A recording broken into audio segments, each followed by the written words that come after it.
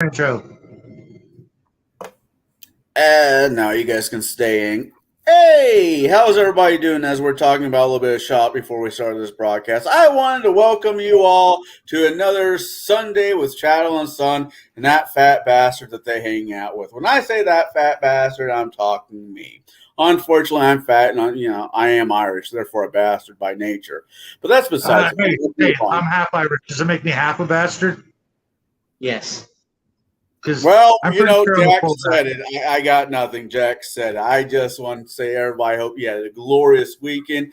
Yesterday, if you did not know, was free RPG Day at your local game shops. I hope for those who have a local game shop, you are able to make it to it and give support to your local game shop. Because if you're not careful, those local game shops, those little treasures that we have will disappear, and you will be stuck with places like Amazon, Walmart, and places like that don't understand gaming, but know that you want it, they will sell it. And we don't want them to sell it. We want our local game shops to sell it, because local game shops are places where kids can be kids and gamers can experience games that are worth gaming.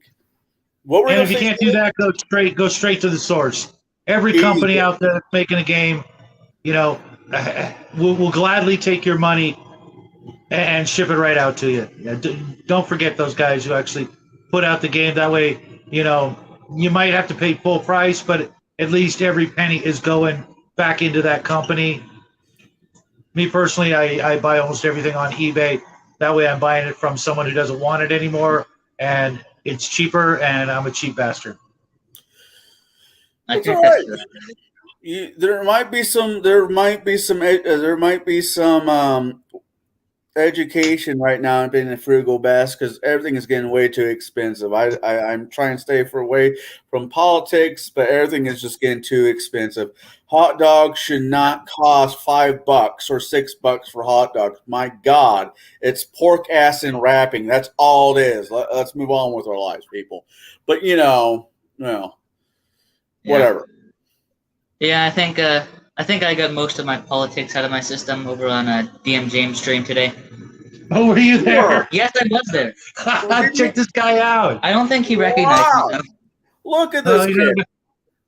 This guy is not even 15. He'll be 14 this week. Yeah. Right, and he's hanging over there with the big boys over at DM James. Holy crap. Oh, man. I'm DM James really took a shine to little guys, so, Yeah, I don't think he noticed it was me, though, but we'll make sure we'll let him know. So today we're reviewing the Dime Store Classic, the Trailer Trash Cinema, the movie that just should never be watched, right there with most of anything sequels past the third movie, because past the third movie, especially in the 80s, were just bad. Just really, really bad cinema. I mean, this is not even Mystery Science Theater 3000 quality. They wouldn't touch it with a 10-foot battle ant. No, they wouldn't touch it. This is a flushable movie. If it'll fit. Exactly. If not, whichever goes first. From Mark. Jack, I had a question for you. Are you playing a spellcaster in any of your dad's games? Yeah. Yeah, what kind of spellcaster are you playing? Are you playing the Sork, Wizard, the Wibbly Wobbly, what kind of sorcerer, magic slinger are you slinging? It's not, magic isn't the primary thing that I'm running, because in the game we were running, because it was just the two of us, I had two characters. One of them was Frank, but he doesn't know magic there, and then the other one was an elf. Been a while, but he was a ranger, if I'm not mistaken. I think he's a ranger wizard. Yeah. Yeah. Wow. Wait, what edition is this? AD&D, the greatest version ever. Hey, those are fighting words. I wouldn't say it's a bad edition, but I'm not saying it's the greatest. Because honestly, I don't think the greatest edition of D&D has been made. I don't think it will ever be made. The greatest version of anything is something that cannot be challenged. It's your chicken nuggets and ketchup. It's your, French fries and milkshake. These are great things. I don't think the gaming world has hit that plateau yet. I think it's going to be harder and harder as time goes on to get there. Let's just put it that way. So, if those are not aware, we're going to be talking about this movie. We will talk about this movie here in a second. But I hope everybody took a little bit of time and watched yesterday's shenanigans on the Bruce's channel of me, Shadow, and other gentlemen, other people having a good time, rolling some dice, and showing you what gaming could be like if you're around like-minded people who want to have a good time. So I want to give a shout out to Bruce. Bruce runs a great game, and if anybody gets a chance to watch it, I recommend doing it because he'll sell you coffee that you did not know you wanted because he will be your huckleberry, and he produces a good game. Wow, man. It was a lot of fun, Bruce. Thanks. Can't wait till the next game. Unfortunately, it's 2 weeks away. And I'll be jonesing unless I can get into Bloodworth's AD&D game. He wants me to run a wizard, and that's actually going to be a bit of a challenge. It's been a while since I've run a straight wizard. Normally I run, elven fighter wizards, wizard assassin, crazy stuff that, a certain guy named Max would just flip out over, but that's me. I run my elves like Melibanians, and that's a whole other can of worms we can talk about later. But it was. I think this comment was pointed at you there, Jack. I think he wants his time back. I do too. The unfortunate problem with that is when you go back in time and erase your memory, you forget you erased your memory and end up repeating the cycle all over again, which actually can become an infinite loop of dumpster fire, erase, rinse, repeat. No, just go back in time and just smash the movie. Yeah. That's better. Yeah, the best thing would be to go back in time and buy the copy of The Scientist that you would eventually see and then destroy that. No, it would be better to go. No, never mind. Because I didn't see it. I didn't see it and buy it. I saw it, thought about buying it, didn't buy it, then went to a different dollar store, looked for about 20 minutes trying to find it. Then he should have been found it immediately. There's this thing.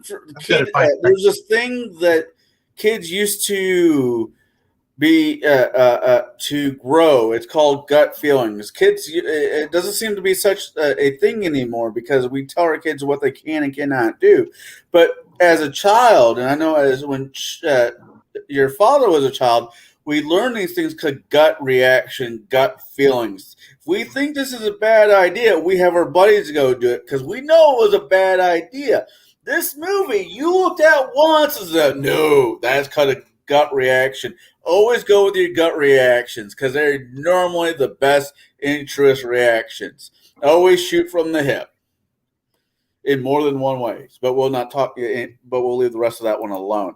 Now, okay, really quick. There's another one I want to throw up here.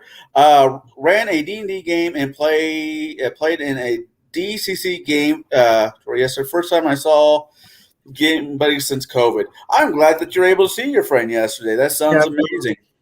Yeah. I don't know what DCC is, but as long as you had a good time, that's all that's important. Yep. So, despite what some people might say, that's what we're all here for. We could be out there, plowing the back 40, if all we wanted to do was have a productive use of our time. But really, having a good time. Bruce's game is a perfect example. We probably spent more time goofing off and telling bad jokes and making each other laugh than we did actually gaming, because I could tell at the end Bruce had like one more encounter he had kind of expected for us. This is the first time we played where we're actually about to go back into combat when normally we'd be like settling down and kind of at a place where we could heal up, rest, and stuff like that. But nope, the very next time we play, we're going to be right back in combat immediately. And so I'm pretty sure, it was more about, telling dad jokes and R-rated jokes than it was about gaming yesterday, which is fine. I was there to game, but at the same time, I'm making new friends with all you guys. So it's the best of both worlds. I went up a level and, basically, I know it's going to be a very long time before I do that again. So I'm like, cool. We're having fun. We're, making each other laugh, enjoying the hell out of, the whole situation. And I got to learn more about the people I'm playing with. Pathfinder is a big change for me in comparison to every other game I've ever played, except maybe Palladium, where the characters start out, way past that 0 to hero point. They're the heroes, regardless of what game you play. Or Traveler, maybe, where you get to choose at what point you start your character, starting off adventuring and things like that. But it's also less of a role-playing game. It may not even be technically a role-playing game, depending on who you ask, but that's fine. Little guy and I, we play Shadows of Brimstone. That's not a role-playing game. Yep. There's all kinds of, thematic elements to it, but it's not a role-playing game. Nobody cares, about your character's backstory in Shadows of Brimstone. Nobody cares, how your character voice sounds and your motivations. You're just there to follow the mission, kill the Cthulhu baddies, and get away with as much treasure as possible. So for the most part, it was a really good time, and like I said, I will be looking forward to the next game, with a lot of anticipation. Hopefully, if everything works out right, though, little guy and I, and maybe Connell here, will be doing one or more online games. I'm still working out the bugs on which one I really want to run, because, as I do these reviews, new things, kind of bite me in the ass and say, hey, do this, no, do this, do that. And, I really gotta, I really should do a poll or something out there, see what game people would like me to run first. That'd be interesting. That'd be definitely a way to do it. All right, let's get into the meat of the movie. I probably shouldn't say meat. There was no meat, just bone. There was nothing. We just got boned. That's it. Yeah, I was about to say probably shouldn't say meat when it comes to a zombie movie, because that's just not right. Like I said earlier today in Max's video today, Long Pig, anyone? Right. So, no. Was there any part of this movie?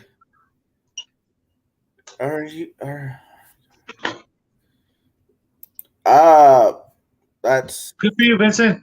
Good luck. Break a leg, as they say. Are you guys from New York? No, I'm not. No. From California. New York. No, yeah. I mean, I've been to New York. I've had a slice of pizza, a dirty water hot dog, and I couldn't wait to get out. Although there were some really good restaurants food-wise in New York. I'll have to give them that. There's nothing like a good dirty water hot dog, but that's besides the point. This movie did set up a very interesting pretense, and those who have been married, or those who have children, or have a connection with somebody, it being your spouse, your sibling, or a child, there is always a question: what line will you cross to keep them in your life? What to make sure that they're safe and they're whole at night. I know people out there that believe that having a gun in their home for protection, will keep them and their family safe. I know people out there that think that if they only eat under 2,000 carbs a day and their family are very active, they'll keep their family safe. It comes in multiple different flavors of the ice cream on what people think is right. And the movie was based on the concept that this scientist had a dying wife and he didn't want to lose her. I can understand that. Most, if you have a spouse that you care for, or as a child, or a child that you care for, you don't want to do it. But how far over the dotted line are you willing to cross to keep them in your life? That is really what this movie was about, in my opinion. Right. Real quick, we will try to watch the language there for you, Vincent, but we can't make any promises. We'll try. Little guy's here, and he swears like a drunken sailor, so just have to, I'll nudge him, Give me the elbow. But I'm not a scientist, so I really, let alone a guy who works in a Cosmetics. factory, basically. I don't really think that qualifies as a full-fledged scientist. I'm not sure how that works, but I feel like he wasn't really. I mean, maybe he was a scientist, but I feel like that's just. And he got the worst job ever because Yeah. he wasn't an A-lister in college. But who knows? If we can use our first skip on the movie, that would be it. Okay, so he is a scientist, and his wife is dying from unnamed disease, which I really thought was weak. What was it? Because everyone says cancer, but that's never mentioned, unless it was just during a pub where me cuss. I never cuss. Yeah. Yeah. It's me. I cuss. And we'll skip on past the fact that he is in fact a scientist, and with such knowledge that he can, actually convince himself that he can do something to save his wife, where no one else on the planet has ever done so. Because wasn't there was it a wasp? And it stung a kid who was dying. Right. And then he just magically was cured of everything, and then died. So he wasn't really cured, but he was cured for a little while. I don't know how that works. Yeah, I didn't get that. I think it was something that was on the radio or the TV, that there was a news story, and that also caused. That's where he got the stem cells. Right, which used to make the serum. Which is really weird because maybe cosmetics companies are regularly receiving stem cells to make their cosmetics. Let that be a warning to you, ladies. Too much fake up is not only black magic wizardry or witchcraft, as I call it, but it's also apparently pretty questionable in where the ingredients are coming from. So buyer beware. Also, I'm just going to mention this and not mentioning it again. I'm pretty sure everything related to science in this movie was wrong. I don't think they did much research. I mean, I do a lot of, not research, but I occasionally do research on bugs and stuff. I am interested in that. Shut up. No, sometimes, yeah.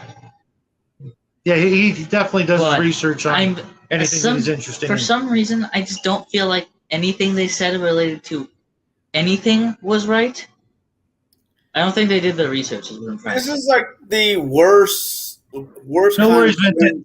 We're all up for a good joke.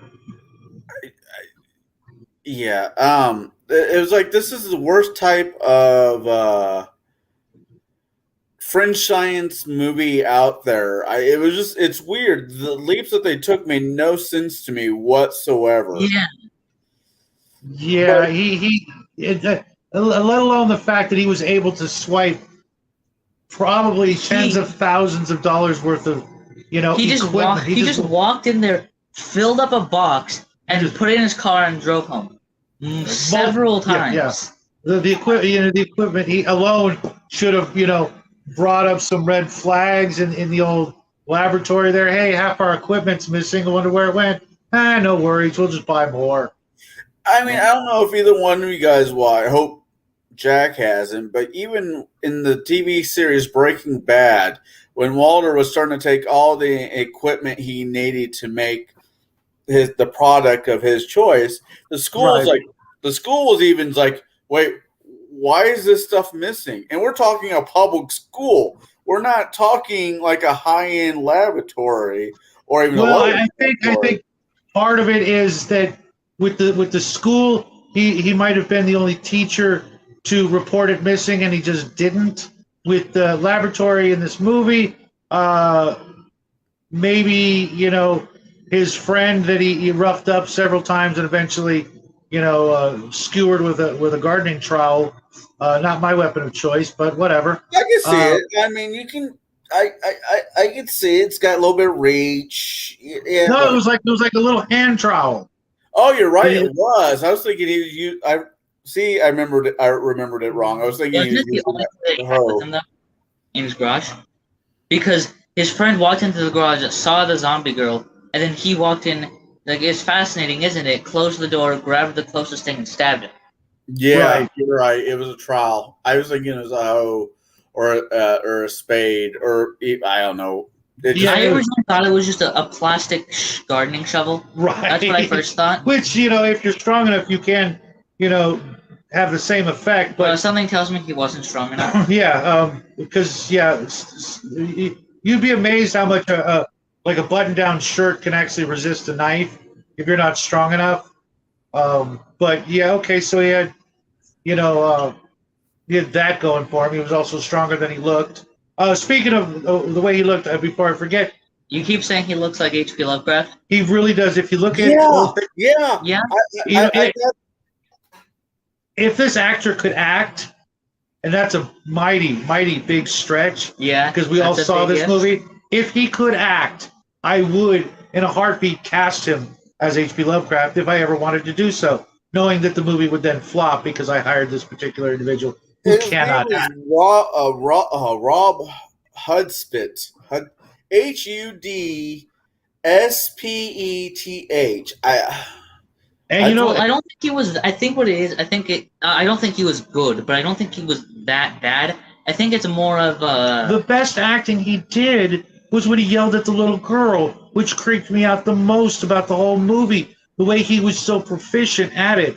Like I don't want to cast any dispersions, toward the actor because I don't know him from Adam.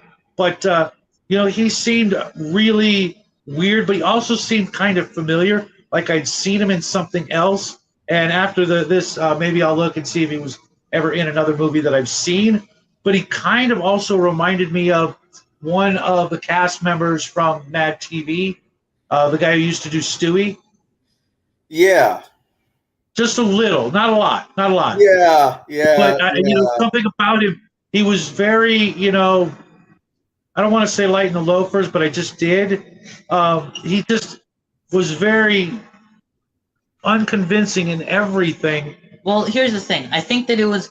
I don't think he did good, but I don't think he did that bad. What I think it is that whoever wrote this movie was awful. Mm-hmm. It kind of reminds me of a I Hayden think Christensen that's where it is. type thing, where the actor is. Well, in this case, the actor is still bad, but it's just Yeah. where the actor is pretty good, but they're just given an awful script.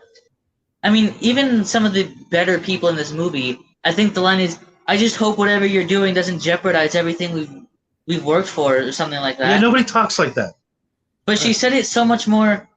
It sounded like when you're writing something, writing an essay, and you're trying to use big words or extend the sentences to reach a minimum word count. That's what this movie sounded like. And the lead actress, again, another weird choice. I didn't feel any sympathy for her. She had the which I know mom is look. good. She had the mom look.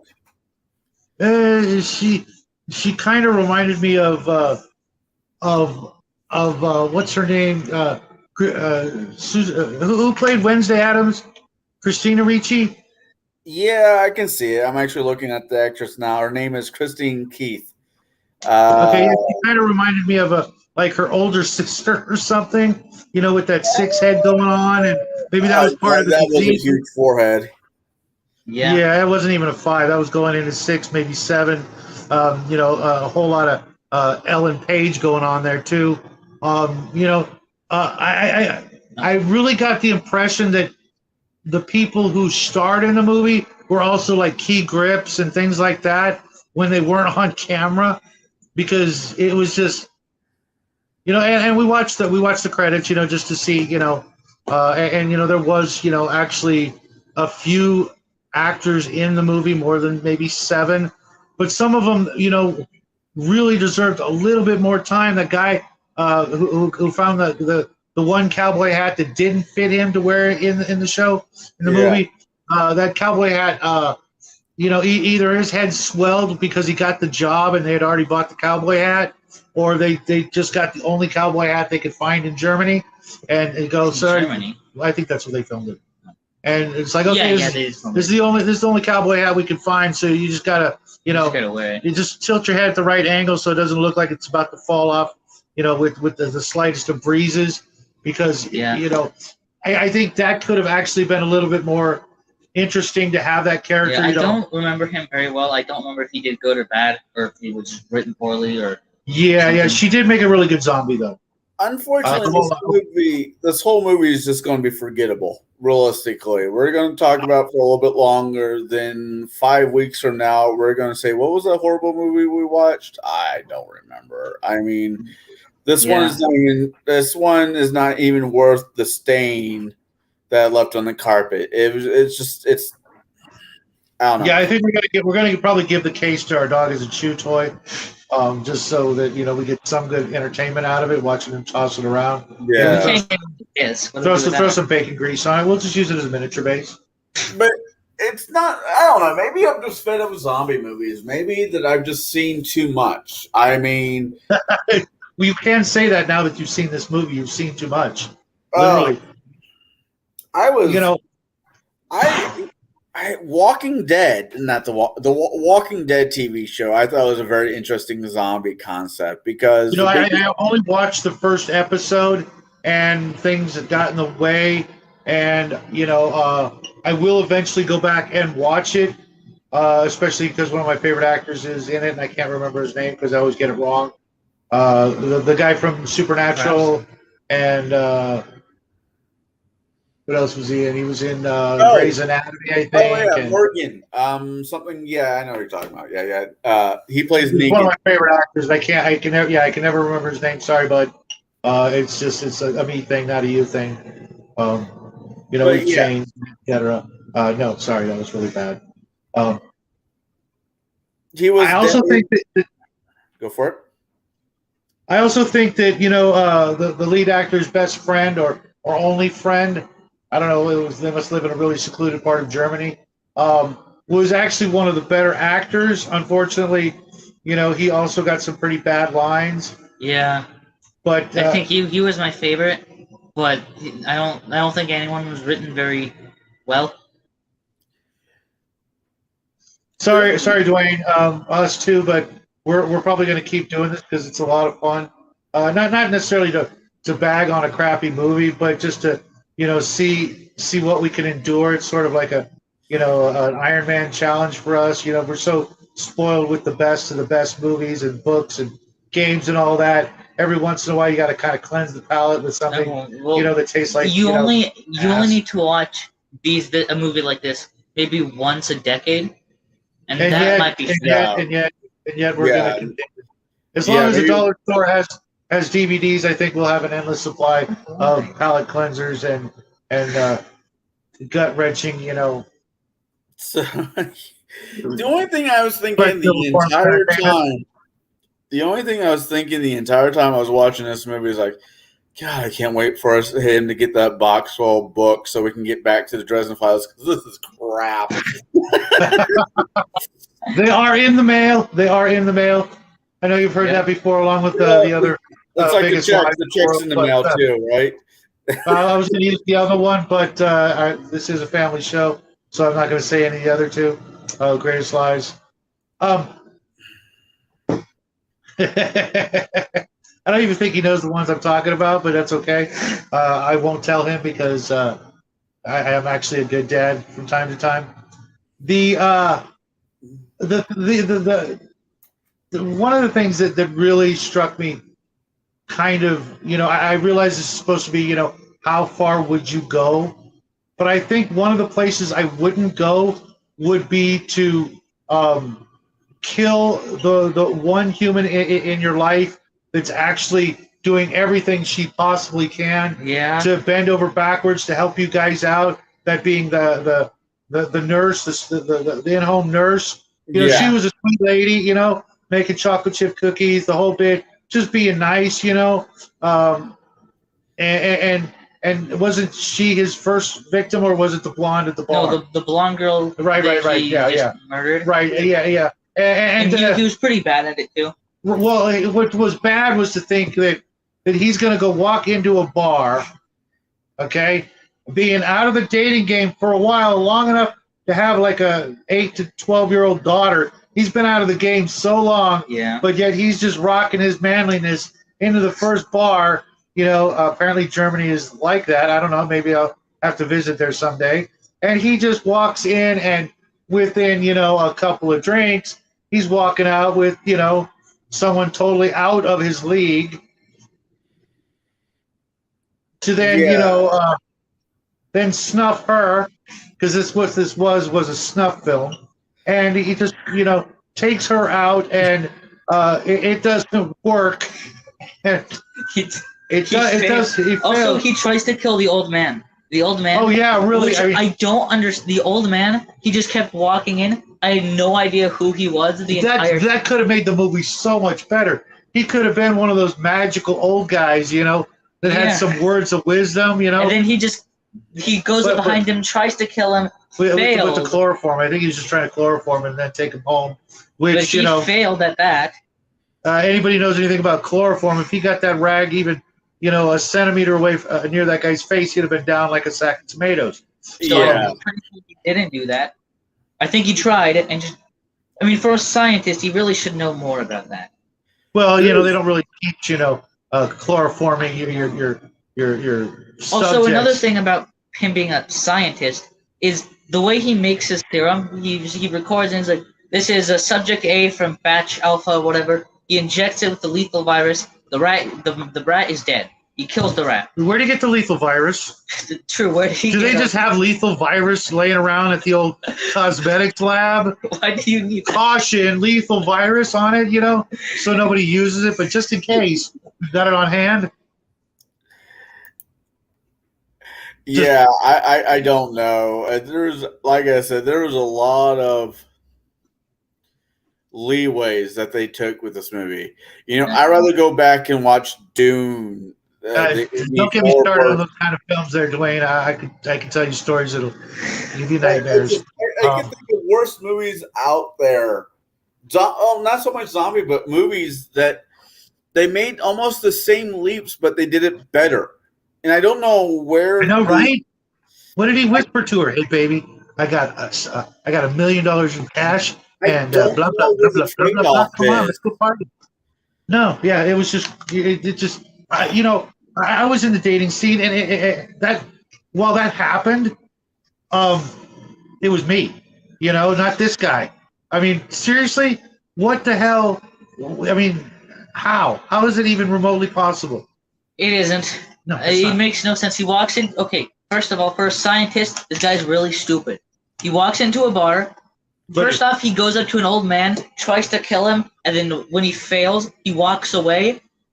That doesn't make any sense. Then he goes into a bar, whispers in a girl's ear, brings her home, or not home, goes in his truck, then kills her, but very slowly and very inefficiently. Then brings her home, and then injects her with the stuff, and then he records himself injecting her with the stuff. Then she sprouts up with her eyes white and face pale and all this stuff, and then he looks over, sees her, and then she falls back down dead. He starts trying to revive her, and then he's like, "Oh, well, I gotta do this again. Who should I kill this time? I got it, the nurse." And not going back to that bar where apparently they're just nothing but low-hanging fruit or something like that. Also, What about the mouse? That poor mouse. what happened to the mouse? He killed the mouse, brought the mouse back to life. Then the mouse escapes. I'm sorry, but What I would happened not to- stop looking for the dang mouse. I would at least try to find the mouse, Also, not just like about the mouse. Oh well, This mouse. is- this Somehow one- I missed that. So you're telling me in the world of that movie, somewhere out there, there's a zombie mouse. Yes. Well, I don't even know if it's a zombie because it looked like his first success. It worked. It was his, that's why, because what happened is, he's like, okay, this is experiment log number 1, this is subject A, the testing out batch alpha, this is a lethal virus, I have obtained a lethal virus. And then he injects the rat with the lethal virus, killing the rat. Then he injects the rat with the batch alpha, and then it just comes back to life and it's perfectly fine running around. And then his daughter, Yeah, it's clearly. Sean. Yeah, probably. That's, that always works. Trust me. No, it does not always work. Yeah, it does. Sorry, I'm lying. So so his daughter starts knocking on the garage door. Cuddles face. He's like, fuck, I know it does. So his What daughter does this country come to? his daughter knocks on the garage door. He drops the mouse. The rat is gone. He loses the rat. Yes, it does. Okay, so we've all had the same life experiences. What are the odds? Oh, wait. Never mind. Apparently 100%. Just like the success rate.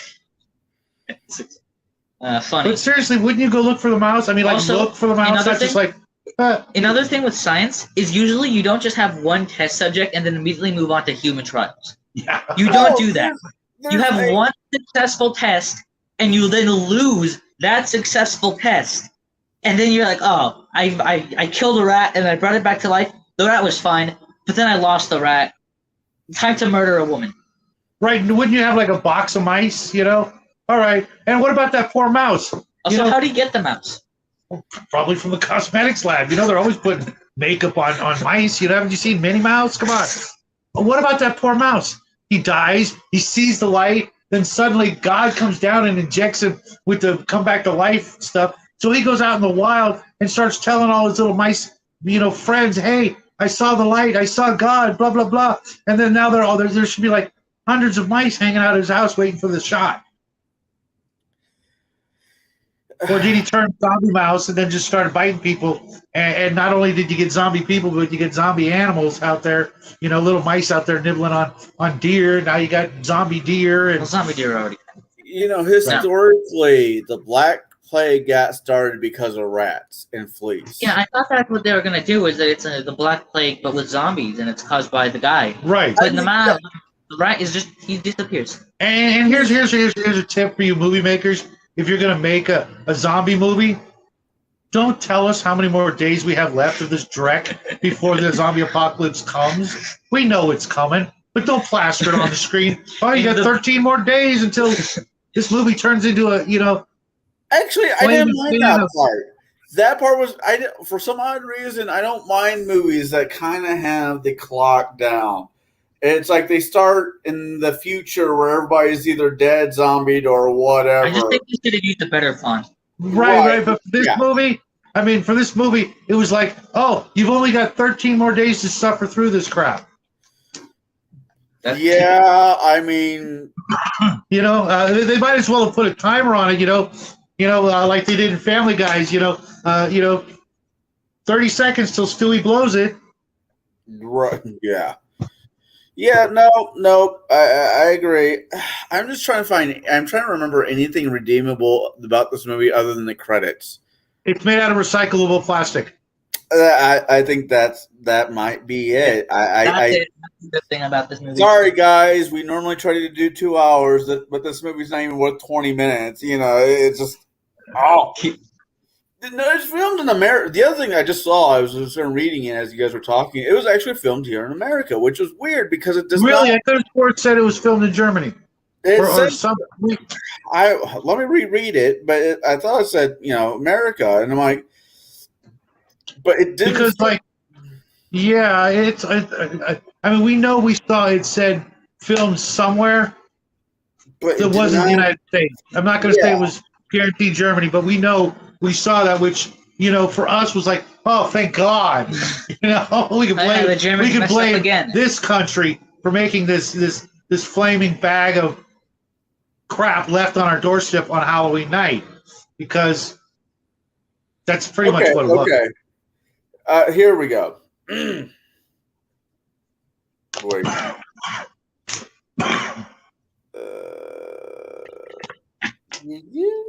Okay, is this? No, this is a band called The Scientists. The song Scientists. Right. I kept seeing that. I'm like, oh my God, please tell me you did not base your band on this movie. Nah, they Because- probably just named their band The Scientists or The Scientists or something. Or made a song called The Scientists. I don't know. I didn't read about this. Yeah, I can think of a couple movies. What was that? There was a TV show and a movie called Weird Science. That movie, I would love to do. If I could find the movie again, granted. Okay, Dwayne, that's possibly the worst idea I've ever heard. I would never allow any part of this movie into one of my crafts. I wouldn't even really want to use the CD DVD as a base for a miniature, because then I know that miniature would always roll ones in combat. It's funny when this movie. I'm starting to watch the other thing. Where I was thinking when I was watching Film this movie, Detective, they would have strung them up for Film that. Texas, yeah. That's They why. would've- They would have run them out of town, tarred and feathered on a rail, and yeah, no, really. He's right. He is absolutely right. And okay, I'm calling BS, because if you're telling me that in Texas they got an old guy who's going to play a cowboy detective and they cannot find a hat that fits him, you seriously want me to swallow that mouthful of utter garbage? Well, Maybe Austin? Okay, fair enough. Okay, you're right. Yeah, then. you're right. Yeah, you're right. I stand corrected. great. We're going to be sued by the city of Austin. They can come on down here and knock on my door at any time. Oh, man. Open invitation. Come on. I dare you. I could just think of several different ways. Listen, you're right. The chat's right. The zombie has just been overplayed. Give it about 30 years and maybe come back to it, or don't. Right. Every genre, gets that moment in the sun for a while until it starts to rot and fester in the sun. Oh yes, I completely forgot about it. Thanks, Mark. Do you remember the scene where the what was his name? Joe Johnson, The scientist. The scientist. I don't remember his name. Right. The scientist. He goes to sleep with his wife and he's dreaming, Mhm. and then his wife comes up and she's a zombie, but she's like the effects that they did on her face. That's where they spent the entire budget. That was the entire budget. Yeah. Because it was actually good. Yeah, it was. No wonder they have it on the cover and in the trailer, because it's the best thing in the movie. Right. They're like, How okay, else well, are they going to get people to buy it? yeah. Had they done, they could have. I mean, literally The title. gone in so many different directions with this movie. Instead, they actually picked the perfect path for self-destruction and guaranteed failure. Also, lines like jeopardize everything we worked for is not helping. What have you worked for? Were you I assume creating nuclear fission in the garage? She means No. the family. But that's your standard American, let's call it American, traditional, normal family. Yeah, okay. Everybody does that. Everybody's done that since the beginning of time, is to create a family. Also, I know they have both the best part of the movie and one of the stupidest lines I've heard in a week. In a week, that's it, huh? Just a week. All right, we're going to have to try harder, folks. Any suggestions? In the trailer. Because the trailer was well made. Oh, yeah, the trailer was like, But then they saying added that. what is this? Yeah, we were saying that before we hit stream. The best thing about the movie was the trailer. If all What you movie saw- was this? We watched the trailer after the movie, and we thought, if this movie was like the trailer, it would have been good. Well, if you exclude the jeopardize line, get rid of that, because that's dog water. Whoever actually made the trailer deserves a much better, round of applause than the movie got. Yeah. And I Also, hope to God wasn't it they're. written, directed, and produced by the same guy? Oh, I seriously hope not, because that would explain everything. Oh, That was- yes, it was. I remember in the credits, because I paid very close attention to those credits. The lead actor did everything. No. The director also wrote it and produced it. Oh, okay. Well, that's fair enough. Then he handed it off to a team of complete incompetent. Well, I don't know. I think the problem starts with him. He wrote the nonsense. Right. It starts with the writer. The director is the same guy, and the producer is also the same guy. I like Kevin Costner films. I like Kevin Costner films. Postman, Waterworld. Oh yeah. I mean, he's made some really good Silverado. movies. He's made some really crappy movies. But the thing with Kevin Costner is the man should not direct his own movies. He should do. I'm going to be director of this movie, so direct. Or I want to be like when Alan Alda started working on MASH as something besides an actor. right. I think some people can do it, but it's very difficult. Yeah. Tarantino can do it. I mean, I tried directing one scene with myself As an much as actor I a can't stand stand-in. him as a person, I have to admit I've enjoyed a lot of his movies, at least two of them, immensely. One of his movies I literally watched every Sunday with my mom and friends every Sunday for years. What Please movie is don't that? ask. Pulp Fiction. See, I've never actually. I just recently saw that movie. That's a rough Mind movie. you, that is a rough movie, but back in the day, it was epic. You know, it was just full of everything you could want. You know, minus John Travolta, that you could ever want in a movie. Sorry. Every once in a Man while, I'll Alive, see. Yeah, how the whole appropriate for this no. movie. You'll see like on the internet or on Facebook or wherever. You see hit that character he's playing just looking around. There's a scene from that movie, but yeah, no, Right, I right, right. don't know. I don't even know how to fix this movie. Well, yeah, I do. Not make You it. throw it away. It's a cheap answer. Again, Right? we don't have time machine technology, and that would just lead to a perpetual, infinite loop of watching this movie. And I would rather do so many other things. No, I'm just wondering how to fix it. What would you do to fix it? Honestly, Well, first get a better writer. no. If I only had to do, then you have a completely different movie. You're right. Honestly, I would Rewrite get the a whole better thing. lead actor. That was the for me. That was the biggest thing. I don't think so. I think that because I think the writer slash producer slash director was the source of most of this movie's problems. Yeah. Well, agree with all that. the actual sciencey stuff. Yeah. But it was also get absolutely- someone to research. If your movie is titled The Scientist, which by the way was the only reason I ever bought it, was because haha funny scientist name movie. If your name of the movie that you just made is The Scientist, maybe do some research first. maybe hire a scientist as a technical director. I don't know. That's Do anything. other oh, than I nothing. forgot. They spent all the money of the budget on the makeup for the one dream sequence. So that Which was completely out of the one question. of the best, which was one of, if not the best scene in the movie. No, that what you do, if it's filmed in Texas, I mean, there's colleges in Texas, you know. I'm not saying. But guys, the Blair Witch Project had a bigger budget than this movie. Actually, did you do that? Did it? It had to. I'm just guessing. Your guess. We can look it up. Oh, they're gonna lie. Oh yeah. We did this budget. You know, we did this movie on a shoestring budget of $18.99. They did that. I mean, okay. The I think house Blair that they use, Witch okay, Project- let's look at it practically. All the Yeah. equipment that they use, that's money. The house that they use, Yeah, that's that's all rental. That's all rental, and Rentals will cost money. you're right. But how much are you gonna have to charge somebody? To okay, we want to go into your high school lab and just film a couple of shots. That's the laboratory.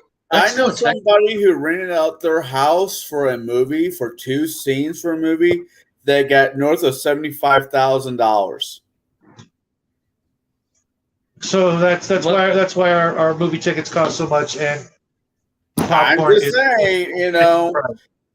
Was it a high budget movie or was it a small thing or was it? yeah, It was a because small thing.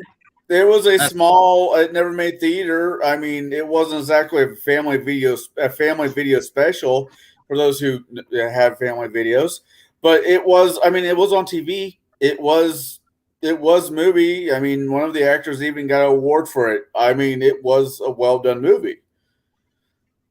okay. I suppose maybe. But No, I don't think that. they needed a house that looked a certain way. This house looked what the person wanted. They went in with the camera crew and everything else. I mean, the wear and tear that Was it they a did in porno? the house wasn't huge, but I don't know. The guy got the family got north of $7,500. So But at the, 75,000, yeah. I mean, I don't know. do you think this movie had a bigger budget Yeah. than the stupid scientist movie? I think because this movie was attached of a miniseries and it was on I don't remember what station it was on it, but there was money. The studio was willing, not the studio, but the people were willing to throw some money on it. I think that's what it is. This movie, That's a I don't good think idea, Mark.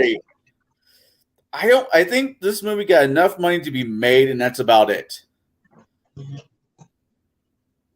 So you're saying Austin, right, Sean? It was made in Austin. This movie was made Yeah. on budget. Most of the actors also live in Texas. Okay, so this That had- explains why the It hat has didn't to fit. be- Yeah, that's why the hat didn't fit. So he just what it was is the director had a cowboy hat, and he couldn't afford to buy another He one. said, "Okay, whoever this hat fits on, that you're getting the role." Yeah, and it didn't fit on anybody. Okay, Dad, I guess you're in the movie. Okay, 200,000. The budget for Blair Watch Project was anywhere from 2,000 to 500,000, and made $48.6 million in box office sales. That right there, that's a lucrative project. I mean, Yeah, that is literally, the Cinderella story. Rags to riches. that's the the Blair Witch Project was college film class filming. At its finest. It was At its finest. at its finest. I like Not things. saying the like- movie was not saying the movie was really, really well done, but its success around such a simple and cheap premise was exactly yeah, I mean, technically, if you wanted to, you could film this for a very cheap budget. that. Yeah. Which I just hope they did, because if the movie, but then again, if the movie is selling at Dollar Tree for $1.25, but then again, unfortunately, we did just pick up Star Trek: The Motion Picture at the exact same time for $1.25 brand new. We also bought a documentary about aliens. Oh God! I'll leave that one alone. See, this is how I would film it. This is exactly how I would film it.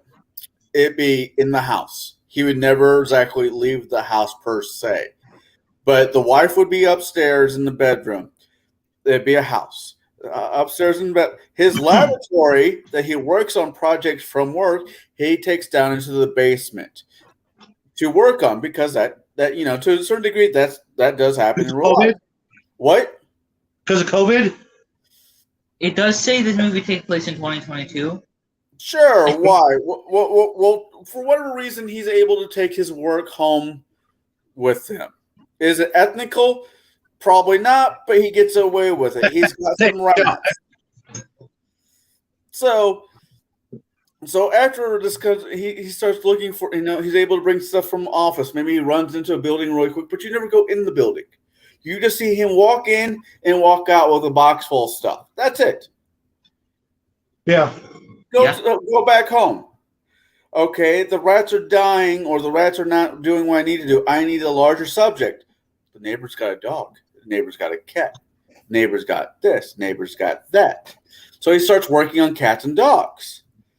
Then he starts to get somewhere. Then his wife is truly on the dying bed, and she's about ready to roll over, and die. He injects her with the stuff because he thinks he's close, but anything's got to save her. And she gets better for a couple days, maybe a couple hours. Her skin starts to look normal again, and she's able to eat something. Then she starts throwing up blood. Then she dies. She's dead for half an hour, and the nurse is right there with them, and they're both crying over the body. She, in her zombie states, her eyes open up. They're milky white. She attacks the nurse while grabbing the husband in the movie right there. Yeah, and you know what I also thought was pretty weak was the nurse. The nurse couldn't break out a damn chicken wire. That's true, yeah.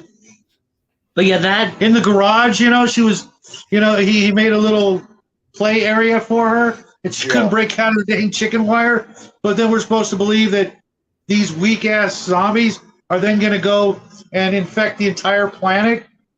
I guess they're. I mean, we're talking about Texas, right? Is there guns down there? Or is this the state that believes in guns, After the first or second zombie biting, there'd be no more zombies. Just what? Oh, you're coming at me, and I'm telling you to back off, woman.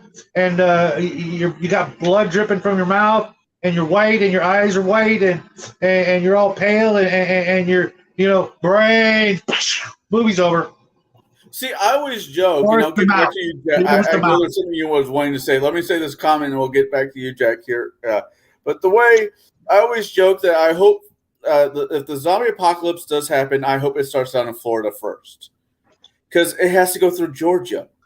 You know how many people in Georgia have guns? I live up in Illinois. It has to go through Georgia,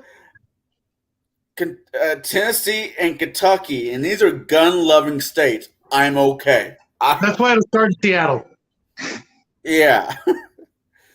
Well, even if it starts in Seattle and works its way down this way, you still got Utah, North and South Dakota, Wyoming. These are still gun-loving states. Yeah. So I'm okay. I'll be right back, folks.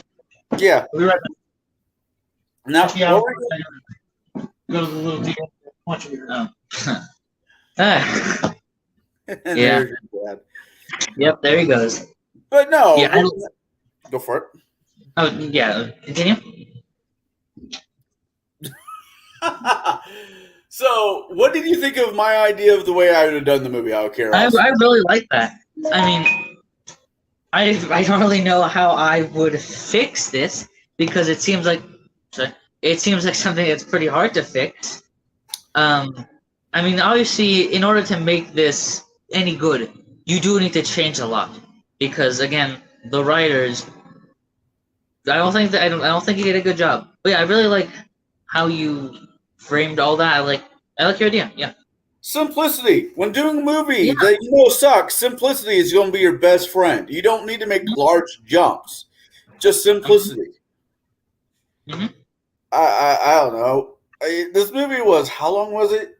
It was what? An hour and 30 minutes. I think an hour and 34 minutes to be good. I need 45 minutes at the longest. Yeah. Maybe an hour. You know what? Maybe an hour. Maybe. But the wife would have came back. A woman would have came back, attacked the women, the nurse, or attack the husband while the nurse is screaming. Then go to credits. Just be done with it. Yeah. I mean, it not only does the movie not make sense, the idea that he kills the lady, fails to bring her back, then kills the nurse, brings her back, locks her up with chicken wire, then his friend starts investigating. He assaults his friend goes into the garage, sees the zombie, he stabs him, and then he doesn't die after he injects him. He doesn't die, so he stabs him a bunch of times, buries him, and then a few days later, like a week or two later, not only do the police raid his house, the wife dies, and the guy digs himself up all at the same time. Yeah. I feel like it should have just been one. I feel like it should have just been one thing, as you said. The wife is the zombie. She comes up, kills them, end right there. That would have been so much better. But they decided to have, because it says how many X days before outbreak, 10 years before outbreak. But it's not an outbreak as it is. You have these zombies that just escape their captivity all at the same time. Yeah. The nurse escapes, and the friend digs himself out at the exact same time. And not just the same day, but pretty much it's happening at the same exact time. Yeah, what did he say? No, you're right. It is a hard sell to distribute a movie that's under 90 minutes. A lot of these are padded out. Yeah, that's true. That's probably really true. But there's still ways you could padded this movie out that made... It would have been good. Yeah, even if you just had that time be to flesh out the family and stuff. Because I don't... Yeah. Continue. Oh, yeah. I don't think that this... I may be wrong, but I don't think that this movie was necessarily that it had unneeded scenes. Is that it had entirely unneeded concepts. It wasn't just a few scenes that they added that just to add extra runtime. It was more that there were entire plot points that could have been cut and would have not only made the movie better, but they weren't needed and they made the movie worse. So how about this? We need to put 90 minutes into the film, right? Yeah. So we do a slow start. Yeah. Wife, the husband, and I think there was a kid. Yeah, the Daughter, right? The wife and the kid are it's a Sunday afternoon, and they're at the park. They're at the rodeo. They're whatever you do in Texas. And I'm not making Sorry, fun. folks, I had to go make a sequel to the movie. But basically, whatever you do in Texas, right? You do a good couple full scenes of family values, family together to really start to, oh, this is a cute family, or oh, look at the little daughter, or oh, look at so forth and so on. You really build into the family thing. Then you slow into mommy's sick. Then you start to speed up to him do not a montage, but to speed up him doing the laboratory work. Then and also make sure that he's not just, here's a rat, I killed it, brought it back to life, it escapes, time to move on to human trials. There needs to be other things, as you said. There needs to be like 7 pages. There need to be Amen, like son. Amen. Absolutely. Total disappointment. What? I'm leaving. Good night. Sean's last comment. To be honest, though, Sean, did we really want to see that? I mean, if you're a necrophiliac, maybe, but that's just me. I don't really think he had any. No offense, but I think this movie it's gone completely off the rails. But yeah, no, there's ways to pen this movie out in the front bit that makes you care about the family. And I was just saying, instead of having one rat, maybe you should have 12 rats. Maybe, whatever. Maybe a monkey. Careful, it's expensive. Okay, but whatever. There's ways to get 90 minutes. You could have done this without what we got. Better yet, the wife dies. The wife dies. She doesn't come back as a zombie. She dies. But the rat that you forgot about, that got loose, sets off the plague. Yeah, then we could have had a nature film of this little rat, going off and biting other rats, and then, the zombie plague or the black plague with a zombie kicker. I'm pretty sure Pete is going to be all over us for suggesting it, but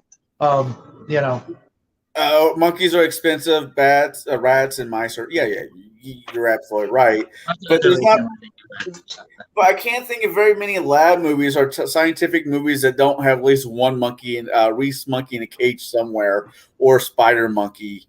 I mean, yeah, you see a lot of them, but there's just nothing else I really want to say about this movie. I mean, we can keep digging at it, but the gray's been done. I'm done. Like I said, I already made the sequel.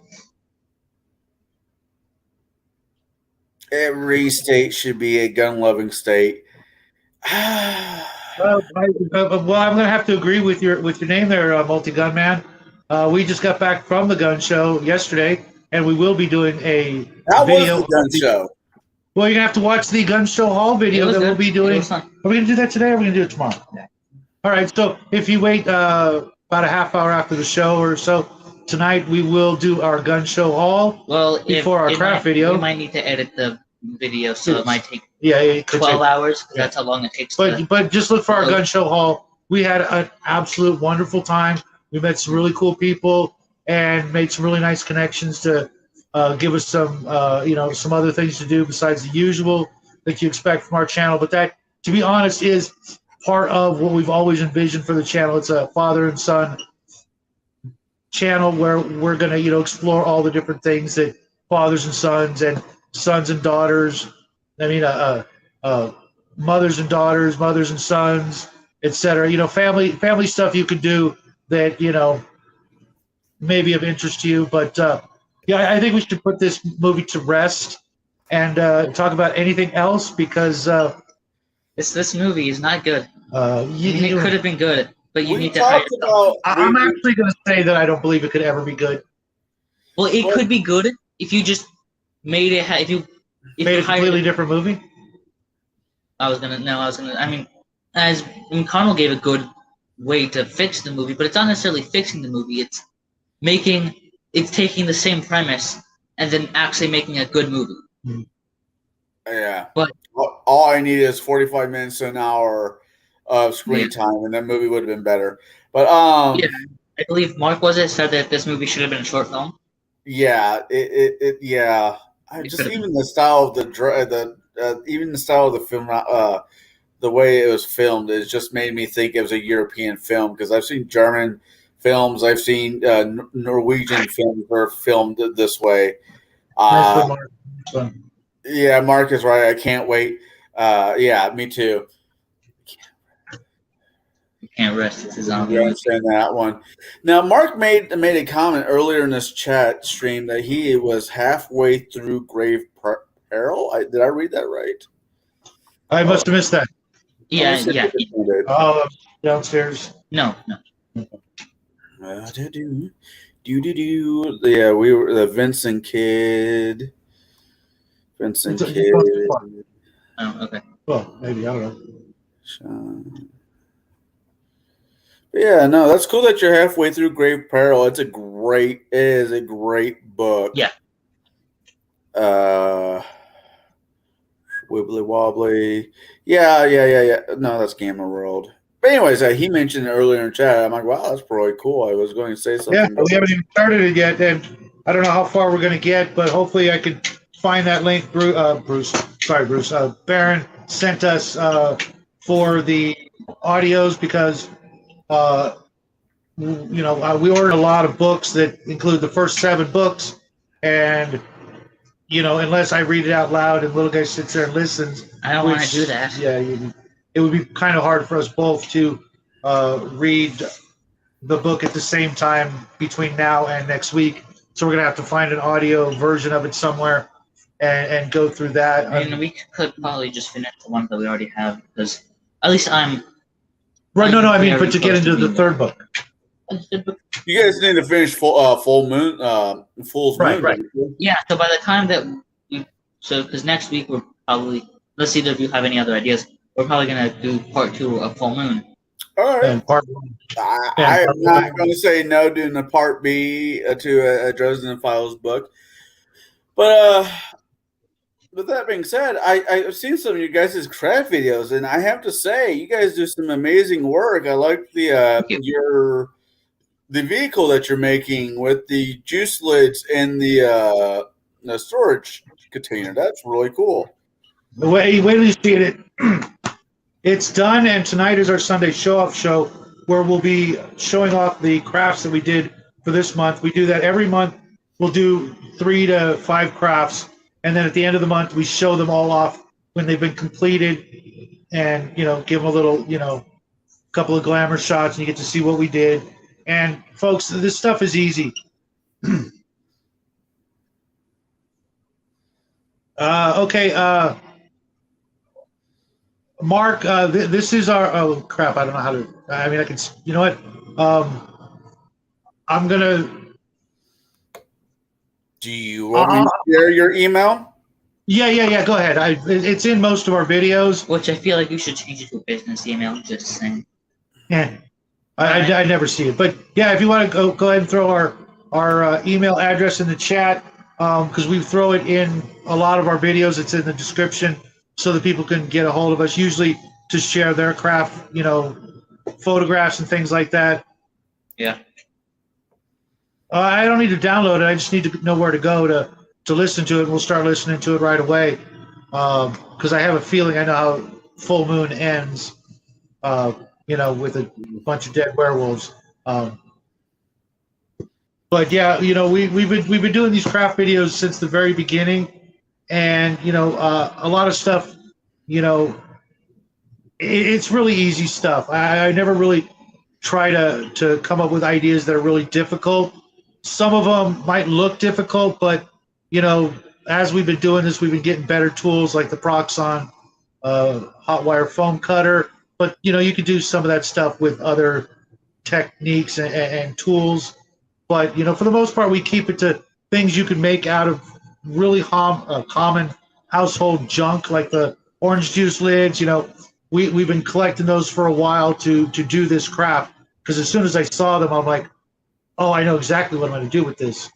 Other crafts, are just, we try to keep it to stuff you could use in a game, and it doesn't always have to be Dungeons and Dragons or Pathfinder or a fantasy situation.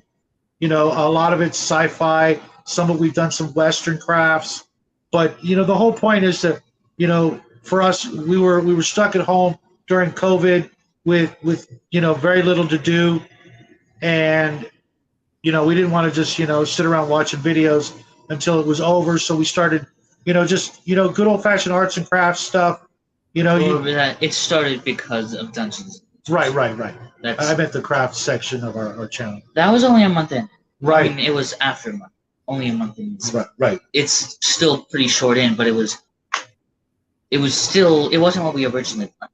Or maybe it was, but it wasn't what I originally planned. Right. It was part of my plan, because I've always done this stuff. I played a lot of Warhammer 40K and Fantasy Battles and some other miniature war games and things like that. And I've always made my own terrain and things like that. I like a lot of these big companies, Archon for their Dungeons and Lasers, but some things you really can do at home for pennies on the dollar. Yeah, it might not be as professionally well made as these big companies, but there's something to be said about showing off your own creative products. Something you made from scratch, more or less, with your own hands, putting it on the table, and everybody's like appreciating it to some extent, as opposed to I bought this and I painted it and boom, here it is. And okay, well, sometimes like this one, for example, we just cut something apart and put it back together. Hold on, let me make you guys full screen, because that is really cool. And you can make it for about $3. I think $4 is no, because I did use some Milliput. Right, but it's just a monster that you can use for a fantasy game, sci-fi game, and it's not even done. He's still got to paint it. Although I like the way it looks black. I'm probably gonna keep it mostly black. Want to use that purple? I would definitely. I don't know. This is probably the last person that should say anything in color because of my situation, but I could see some. The way I've heard it described, so maybe purple, maybe a dark purple highlights in certain areas. Because we actually did do one that was black and purple. It looks pretty similar. We didn't do it. We just painted it. He painted it. Right. It was a lead miniature. But no, that's really cool. I'm like I said, I paint a little bit, but my style of painting is very much paint by numbers, and it's really the after effect that my daughter will either come in and says, "Daddy, that sucked," or "Daddy, wow, that looks really good." If I know if it's anything good. And real quick, Sean, that's kind of how I got my start, was with the original Rogue Trader. We have done the deodorant can sort of vehicle, but it was a different take on it. But we've done a lot of things that were, I was doing a lot of this before Rogue Trader came out, but that really sealed the deal for me, showing me how I'm going to need these skills, whether it was Rogue Trader or Man of War or Epic Space Marines. All those games really lent themselves to the fact that you're going to want to, build some buildings or vehicles or, other things you're going to want to put on your table to make it more immersive and more realistic or fantastical or what have you. We try to not step on Legion's toes, but sometimes he and this show kind of coincide with one another, but we're all good friends and we try not to step on each other's toes. But sometimes it just happens. There's only so many hours in the week. Right. And if you get bored of my voice, go over and hang out with Max. He's good people. If you get tired of Max, yes, come hang out with us. Like Shadow just said, we're all friends, and this community can only work if we work together. And we're going to share some time airing at the same time. But the wonderful thing about YouTube is after you're done watching his show, you can come watch watch ours. And any comments you make after the show is over, me and Shadow will respond to. I'll let Shadow know what's being said and respond to it. But yeah, I think did Legion go long today? It might. Yeah, he did. I wouldn't call it long. It might even be shorter than usual, but it was, like last week, his show actually was short because one segment, there weren't people coming into the stream to hang out with him or what have you, and because they were winding down a series. But it's going to happen, and maybe your thing is talking in the live chat, but some people are okay with just leaving a comment in the comment section or both. There's always the comment section if you can't be live, and we appreciate from hearing from all of you guys. You spur us on to new ideas, and sometimes inspire us to do something completely different or what have you. And we really appreciate all of the feedback we get, regardless of the form. That's why I put out my email address, because I want to hear from you guys, and we'll take your photos, and we'll always respond to anything, whether it's an email, a chat, or a message. Well, I try to be big guys. We are, except for some of the dad jokes, but that's to be expected. And one of these times we'll have to have you on as a guest, or if you just want to hang out. I'll tell you what, Mark. You keep reading those Dresden files, and once we get our feet underneath us just a tad bit more, we'll have you on. We'll talk about Dresden, because me and Shadow have already talked about opening it up to at least a few other people, no more than 4. I'm thinking, and Shadow included. You mean 2 more then? But yeah, no more than 2 more than to Thanks, talk about Dresden. But I want to do a few more of these before, so me and Shadow and Jack can basically get a rhythm going and get our feet underneath this. Because I've never, to be honest, this is still very much new to me. And I think the best of us really is Jack. I think I'm an all right person. I think Shadow is a pretty okay person. I think Jack, as long as he keeps on a certain path, which I believe he will be the best of this when it comes to this chat. He is. Well, not just the Japanese community. Out of all of us, not to throw too much embarrassing praise on the little guy, but there's this community of ours has got certain demographic and age group and male to female ratio, and we need more youngsters to come into this hobby, or this hobby will go the way of the dodo and other things. Oh, trust me, if I could get my daughter to join us and talk about gaming, I would. Unfortunately, my daughter's not much into gaming, but it'd be a very cool. Right now I'm just. Maybe that's something we could talk about one of these days. Maybe for Gatekeeper or Table Breaker, of bringing the youngsters into the hobby. Most of us, don't have children, but we might have, nieces and nephews, cousins, etc. Because if we don't, and don't take this the wrong way, but the things we don't like about the current elephant in the room, it's got this sort of the wrong way. Yeah, I get that. No, I understand what you're saying now. Because there should be room for all of us, and we should all really get along a lot better than we do. Because there's stuff that can come out of the newer products, but without them, paying what I feel is the proper homage and tribute, and tithes to the originators of this, the more that animosity between the two sides, right. There really shouldn't be this us versus them mentality.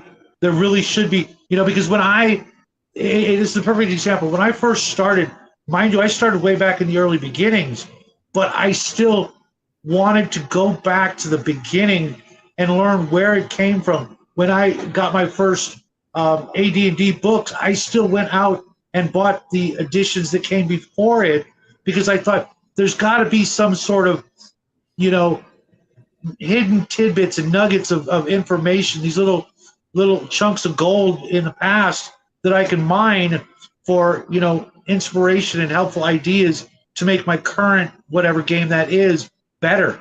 You know, I'm playing planning on playing some old games, some Gamma World, but you know, I may run third or fourth edition, but I'll still be looking at first and second edition for those treasures, those pieces of information that when a new version comes out, it tends to like try to push the old version away like it never existed, and this new version is the, you know, scientifically, mathematically perfect version of something it's copying. Well, And that's always the thing for me is, you know, no matter what game it is, it's copying something from the past. Pathfinder D&D 5 edition would not exist if it wasn't for the original, and it's still just a copy. Maybe it's better. I mean, we don't all want to drive around in Model Ts. We want a Lamborghini. But you know what? If it wasn't for the Model T, there would be no Lamborghini. And as much as you might want to own a Lamborghini, you know, those are getting easier to own. Getting an original Model T that's still working, you can drive around and be the weirdo on Sunday driving around your Model T, and everybody's pointing and looking and going, oh my God, look at that antique. Yeah, but you know what? That antique is worth a fortune and is more rare than 20 Lamborghinis. That's you true. know, there's something, you know, there's a reason why people collect coins and, well, maybe not stamps anymore, but you know, antiques, let's just say that, because they're rare, they're special, they've survived the test of time through all kinds of hardships and trials and tribulations, and yet people still want them. If someone offered you a Model T right now, you know, free and clear, would you just say, nah, I don't want it. Nah, it's okay. It's an old hunk of junk.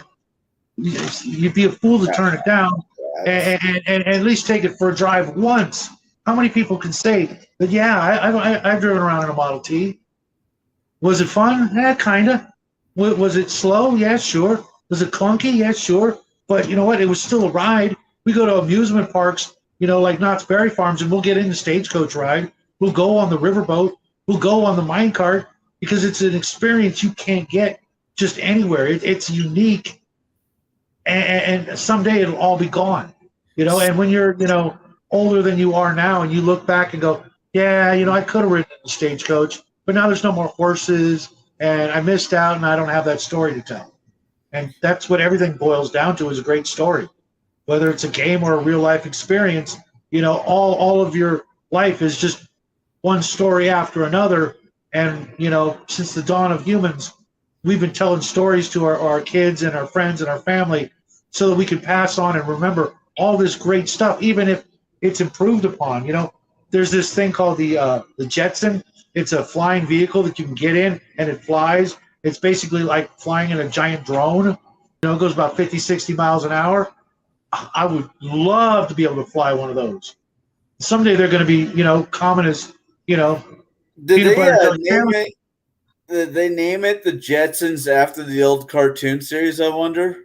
It's the Jetson, and yes, absolutely. Yeah. They absolutely had to have. And there's no way you could tell me that a flying car was not named after. It's called the Jetson, isn't, you know, inspired by that, because we've all been waiting for the flying cars since that cartoon came on. We've all been waiting for it, and you know, sure, it's. Jack, you know what we're talking about? Yeah, he's seen them. Okay, I was about to say, Jackson, you know what we're talking about. Have you ever seen the Jetsons cartoon? I've seen the individual clips, but not any. Oh wow, Shadow! Exactly. You gotta make some time. Make him watch the movie, the Jetsons movie. I didn't know there was an actual movie. Is it a cartoon movie? Oh yeah, it's a cartoon movie. Okay. Yeah, we kind of passed over a lot of that, you know, Bugs Bunny and Hanna-Barbera and things like that when he was young, just because it wasn't really available on our cable. You know, there was so many other things. Thanks, Mark. I lose cable or. Yeah, well, for a while we didn't have cable. For a while we didn't have it. Then we got it back, but that came with some other things. And thanks, Mark. We we need to bridge that gap between these two fighting factions of gamers, and realize that we both sides have things to offer, even if it's just ridicule. No, I'm kidding. There are we really can learn a lot from each other, and I think the best of us are going to be the next generation if we can sort of bridge that gap, and if we can get more youngsters involved. I don't think the next generation can be the best at anything. Well said, but can be better than us if we get past this point. The idea of being a parent is hoping that your child lives a better life than you did. With that being said, it also breaks into gaming. Gaming's changed. With my grandpa, the hottest game that my grandpa knew how to play, and he was a state champion of all things, was checkers. I grew up learning how to play checkers. And I was never a big checker fan, so I moved to chess because I like, the strategy aspect of it. Yeah. But these are not RPG games, but these are games. These are still games like Monopoly and other things like that. And sitting down with your child or children, as the case may be, and playing these old school board games will mean more to them than most parents would think, because you're taking time out of your busy day and sharing a moment with them. And we live in a busy world. We live in a very busy world. You got that right.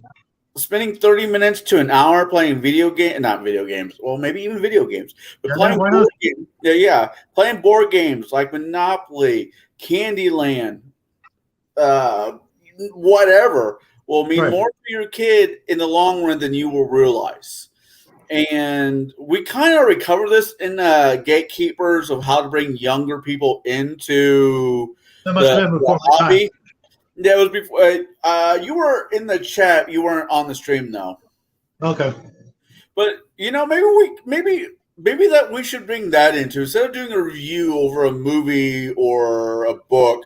Maybe we should make that a topic for us. We're both parents. We both have. You have more experience in gaming than I do, but I also come from a family where dysfunctioning was the highlight of my family. We didn't play board games. We didn't do family things together. And just compare notes, because there's something to be learned. There's something something to be learned from that. And Jack, I know that you're young, and I know that but at the same time, you could listen to your old man, you could listen to me and think to yourself, like, maybe I should spend more time with my friends, making these type of memories, or hanging out with your dad. And these memories, because once they're gone, they're gone. And I heard that you have a friend leaving the state. I'm sorry about that. Time is a finite thing.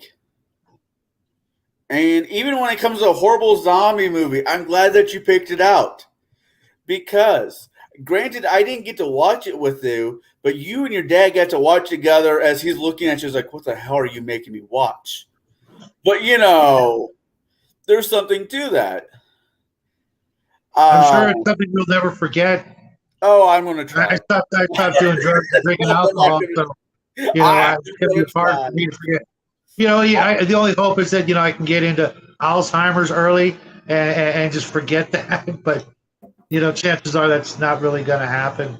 I'm not trying to be too preachy. I got it. No, why not? I went off on a spiel, up on my pulpit there.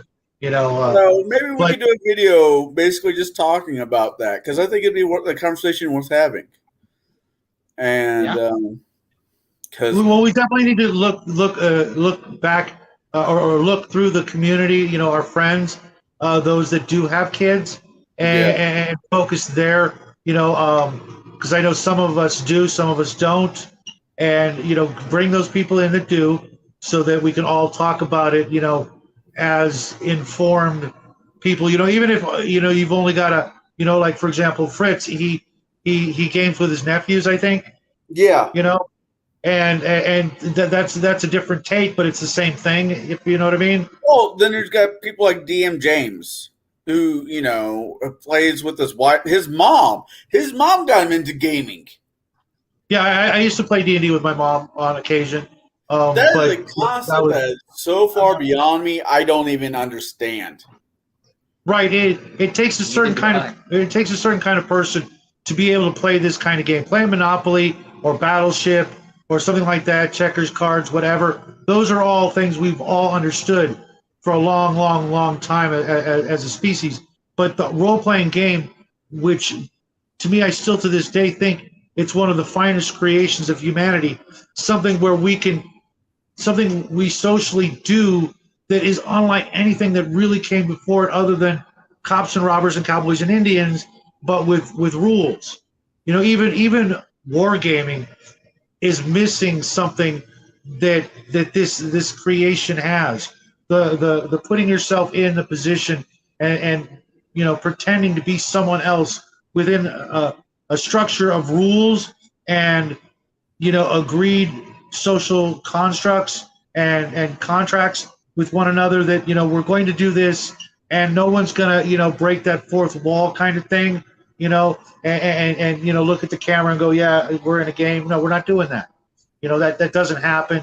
Maybe people have made certain jokes like that, but we're not really inclined to do that. It ruins the whole experience. That this is. It's something so different than anything that came before it, and yet look at the amount of paper that's been printed for role-playing games since the first role-playing game or adventure game, if you will, came out. When Dungeons and Dragons came out, there may have been a few things similar to it that were printed, but since the printing of the very first edition of Dungeons and Dragons and the reprints and all the other spin-off games and other games that have been printed is monumental. If you were to take one copy of every role-playing game and supplement an article about it in a magazine or magazines dedicated to it, it would probably choke the Library of Congress with the sheer amount of printed pages. There's been so much written about this in comparison to anything else I can think of. I bet in printed material it exceeds what's been printed about. If you take the average year of role-playing game and you compare it to all of the written documents and books and magazines on sports, it would dwarf it by 10 times. I would be surprised if it wasn't. There's so much written about this and then printed that it's got to be more, obviously it's more than just, like a fad, they would say in the old days. There's something really big going on here to the point that, big companies are really getting interested and involved in this, knowing that, ultimately it's going to influence the next generation of video games and online gaming and virtual reality. All of that is going to be able to trace its origins back to basically original Dungeons and Dragons. The big companies all around the world are looking at all of these things that we were able to do with just paper, pencils, and some math rocks, and they're going to try and make machines and buildings that replicate what we can do with our mind because of it. Oh yeah, I mean, human imagination is one of the most powerful things in the world. I mean, if it is the most powerful, it has to be the most powerful. Yeah. We have come up with some of the most magnificent, heartbreaking inventions, and then at the same time, had our stupid movies too. But hey, I think if we push these two atoms together, we might get a big boom. Oh boy, did we did. Let's split the atom. Let's see what happens. So forth and so on. But with that being said, I think, if you gathered up every gamer out there for the last 30 years, 40 years, and put them all in a great big think tank of what their perfect game would be, you would have 60 different games with 30 Yeah. different. Because Jade had, if not more, yeah. I think on Table Breakers, Jade had the right of it. And of course, another edition is going to come out. It's called Business. These businesses would like to stay in business, and they know the best way to stay in business is to bring out new things. Is it good for the hobby? Not always. Is it bad for the hobby? Not always. It's going out and trying new things. And the moment you stop going out and trying new things, you might as well dig a hole in the backyard and take a nap. Because the moment you stop being curious, the moment you stop learning, you're dead. That's just the way I feel about it. I could be wrong. Well, I could make note some exceptions, because there are some people out there that are neither curious nor dead. But Also, we're trying to be nice. No. We're trying to be nice. Yeah. You know what I'd like to see? Yeah. You know what I'd actually like to see is, I know Drive-Thru RPG makes a lot of old things available, but I'd really like to see that even more so. If one of the companies would come out and actually say, you know what, we're going to reprint. I know they did that with not AD&D, but the original white box set of Dungeons and Dragons. They came out and reprinted. This is how it all started. Certain anniversary edition of this game, pretty much as is and as you got it back in the day. Right. I would really love to see more of that. Pick a game from the early days. Gamma World, just because I got a wild hair for that one right now.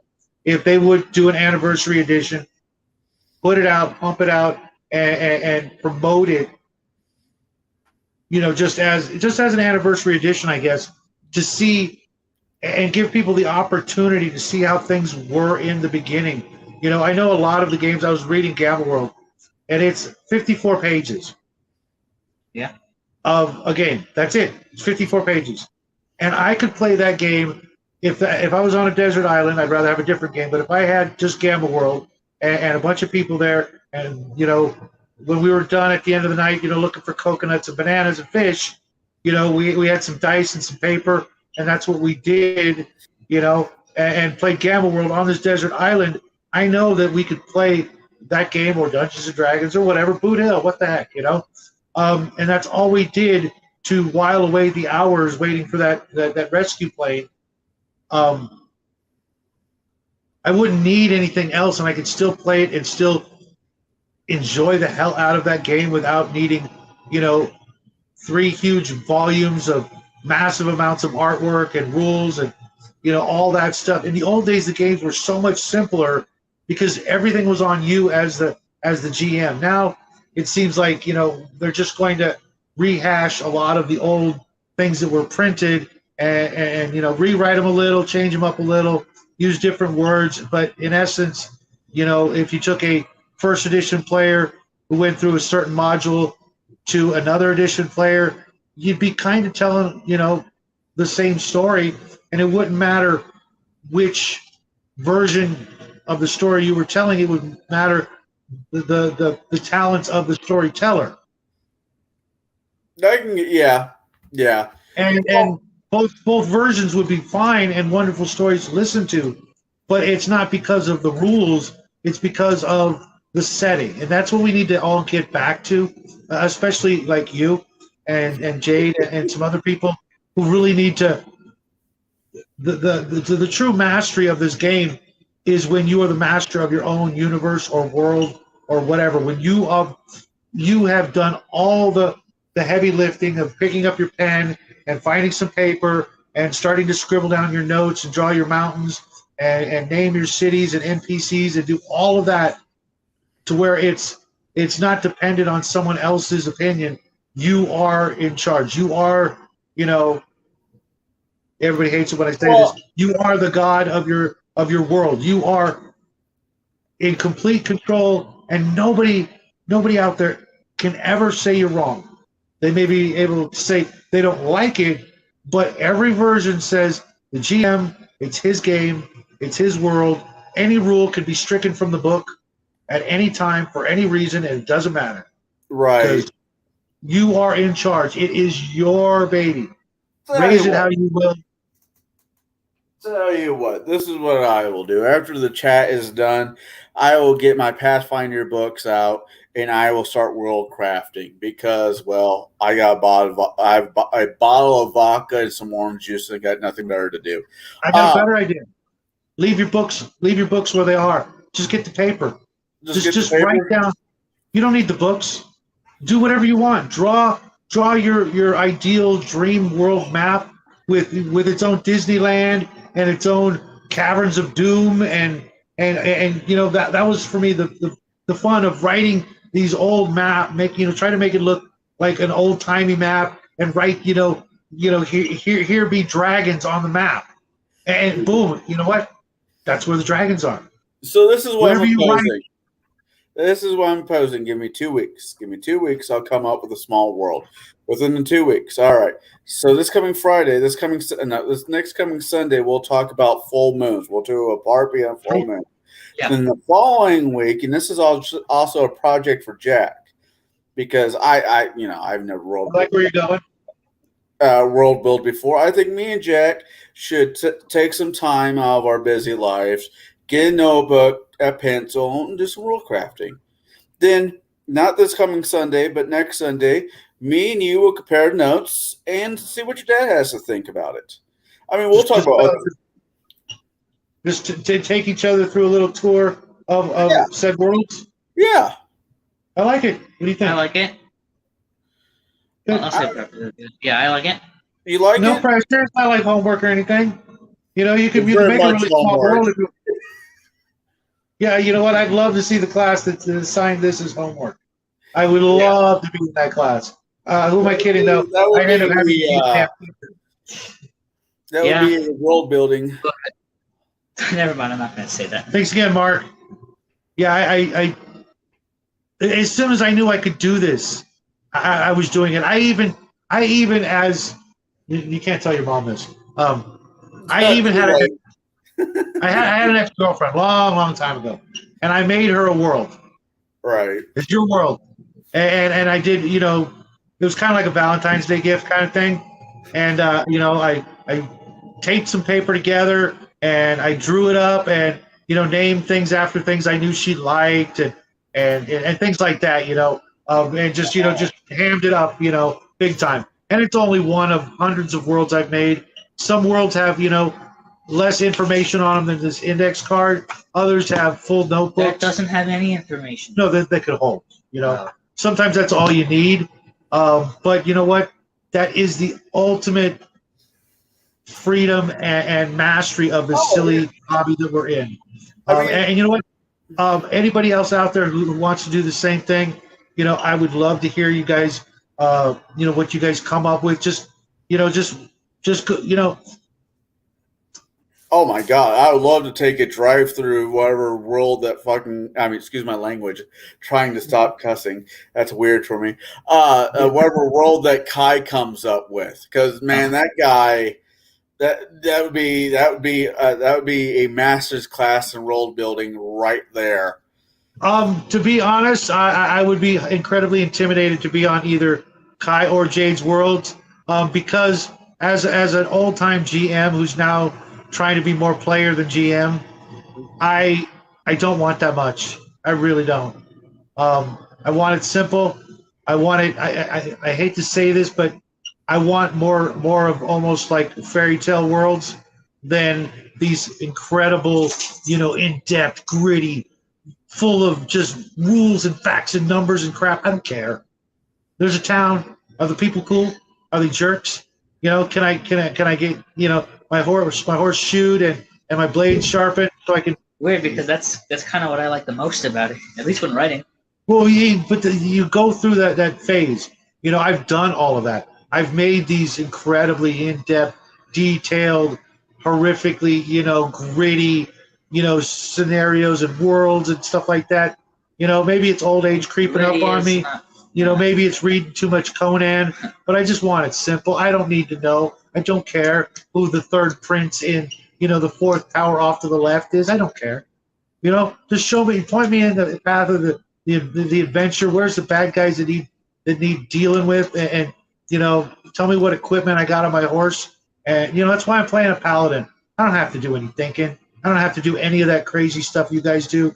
I picked the simplest, most true to me, at least, you know, how I would play. Now, maybe if I was really in a D&D world, I'd be more of a bastard than a paladin. But Yes. but you know what? In the long term, I would just be, you know, what's my next thing? You know, how can I, you know, do the most good, or you know, get whatever my goal is.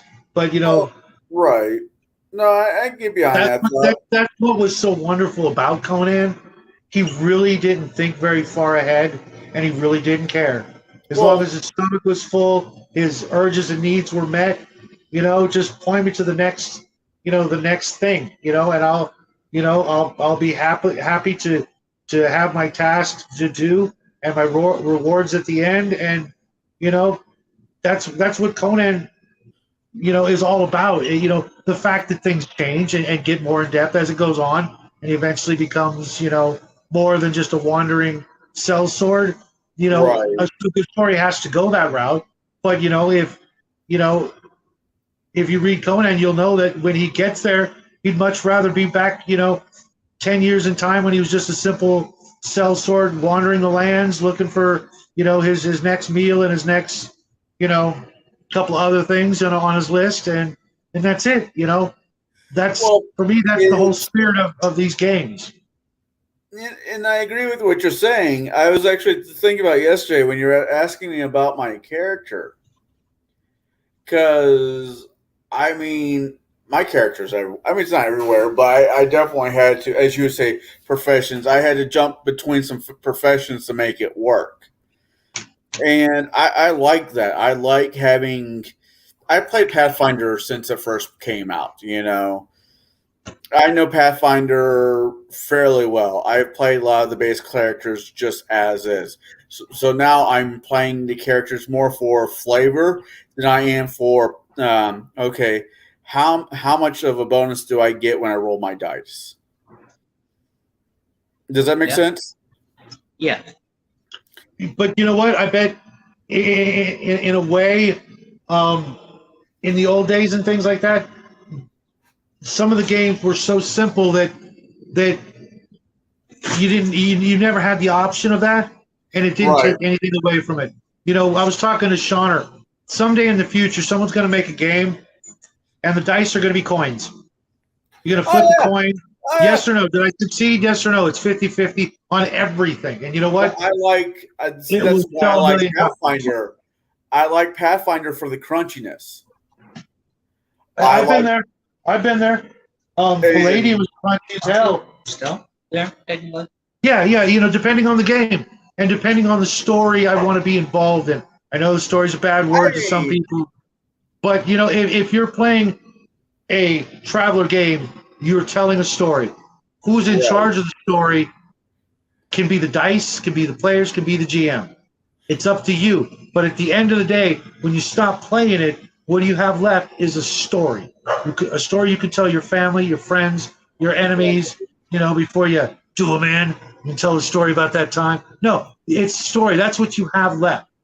You know, when the day is done, you know, and your wife says, "What have you been doing all day?" And you can go, "Well, we started the morning, you know, hunting the dragon, and at the end of the day, we found him." You know, you've got that story. There's something to be simplistic about that. That's great. I like Bruce's campaign. I like any. Oh, game. absolutely. The only thing I don't like about it is the lack of role playing, but it's technically not a role playing game. The only role playing that really gets done is by Bruce. He's the one who gets to do most of it because most of the other players don't want to have any part of it, and that's fine. I've been in millions of games like that. You know, and I'll be in 100,000 more. Let's see. Yesterday, I did the talking with the giantess. I think that's the correct term, giantess. Yeah, she was a giantess. Yeah, and I think if I hadn't suggested that, we we would not be looking at a new possibility. You know, what Bruce can take from it and do with it could be Yeah. completely different than anything he thought of. And it had it been the other way, and we just fought them and took their treasure and whatever, it would have been a different story. It would have been a different outcome. And I'm pretty sure one of us probably wouldn't have walked away without a resurrection, reincarnation kind of thing going on at the end of the day when it came to that particular encounter. But also, and I know this is, I shouldn't say this, but I don't know if you noticed a little numerical difference at the end of the situation compared to anything else I'd experienced in that game. Yeah. No, that to me tells me not only were we on the right path to that, and maybe even that's exactly what he was hoping for, but if it wasn't, and that's still the way things played out, we did the right thing. Not only did we do the right thing, but we did the right thing in a way. In all of the battles I'd been in before and situations in that game, that was the most, rewarding. Yeah. Even though the reward was not what it usually is. And for me, there's only like 2 magic items in all of creation that I will ever need from this point on for my character. That's it. I only need 2 things. You could name hundreds of things, and I'm like, I don't need it. Better armor. Better armor as the case as the game evolves, and better weapons. No, just one weapon. If I get an actual holy sword, I will never use anything else ever again. That's all I need. Yeah. And I don't care what kind of D10 plus 2d6. And no matter what you throw in front of me, I don't need it. I don't want it. I don't. I mean, the only thing a holy does for you, other than doing an extra 2d6 damage to evildoers, is it's holy. I mean, in title, it's a holy sword. And how could I need anything else other than that? Even if I lost all my armor and all my gear, and all I had was my holy sword, I'd be happier to take it. All right. Ideally, if I could make my ideal bow, it would have permanency, gravity bow, which gives me 2d6. With holy, that gives me 2d6. Be strength plus 5, and I'd be happy. Right, but you know what? Here's the thing you're missing. If a holy sword falls in our path, that is a direct beam of light from God Himself coming down, going, not only are you doing a good job, but you are doing the best possible job you could ever do. And no matter what happens from this point on, unless you become evil or corrupted somehow, your guaranteed place in heaven is assured. Just keep doing what you're doing, and you have succeeded at the game of life in the greatest way possible. You cannot possibly do any more in life to achieve anything more wonderful than literally God going, here, my son. Yeah, no, Sean, you're right. It could be plus 0. It could literally become a -5 weapon in my hands. I have a -5 now to hit because it's a holy sword. It doesn't matter. That's not the point. I don't need numbers. I don't need bonuses. I don't need any of that. That's not what a paladin is about. It's the same for all gaming, no matter what character I run. It's kind of the same. I could be running an evil wizard. I could be running a druid, a thief. There comes a point where, the numbers are irrelevant. I could literally go here. Bruce, here's my character sheet. Light it on fire, but I'm still going to play my character. I don't need to know anything. I know my character. My character is done. It's right. Perfect. And I appreciate gamers that are like that. And Sean, I'm looking at it mostly mechanically because that's just where I'm at right now. That's Pathfinder. That is Pathfinder. It's not Pathfinder. And I purposely gimped my character because if I would play straight fighter, a straight fighter right now, I would probably be doing 2 times as much damage as I'm doing right now, mechanically. I just by breaking it up, I'm slowing my character's damage progression up, but I'm making more of a well-rounded character, in my opinion.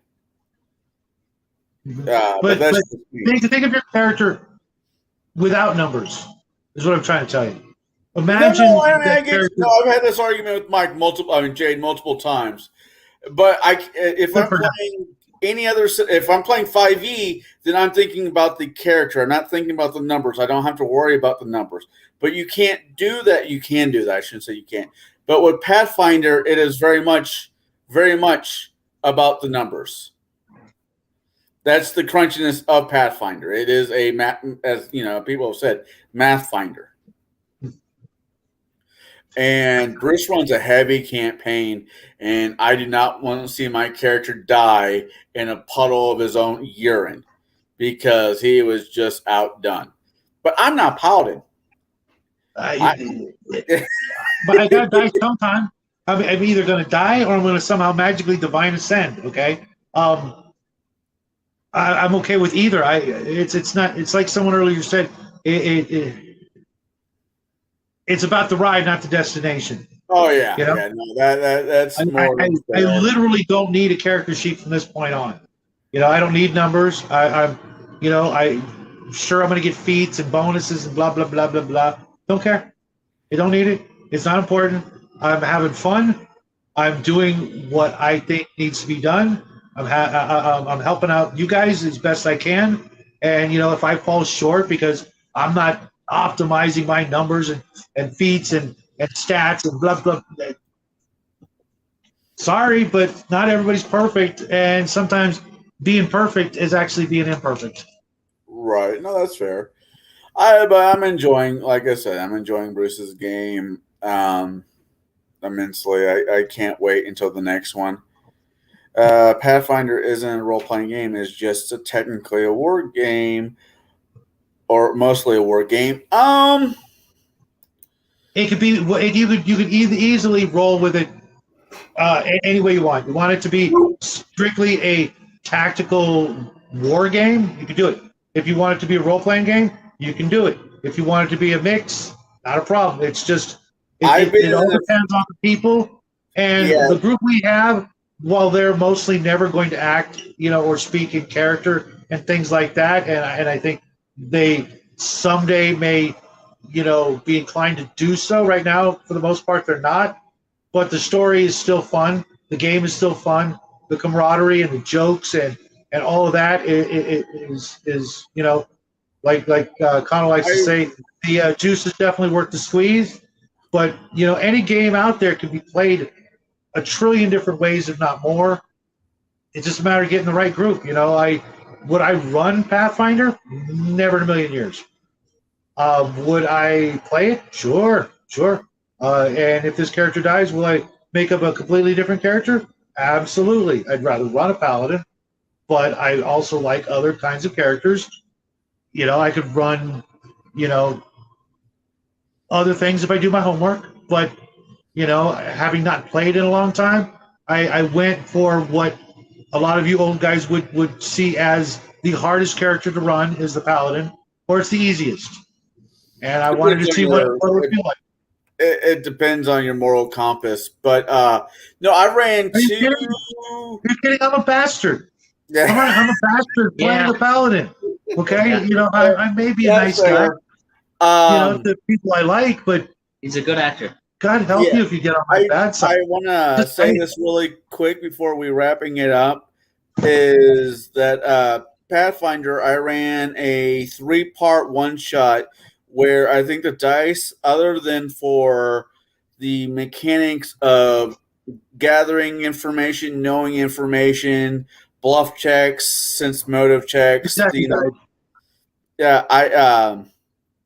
Except for those, I think there was maybe one combat in the whole scenario, and it was mainly just RPG, and it was really fun. I had a lot of fun running it.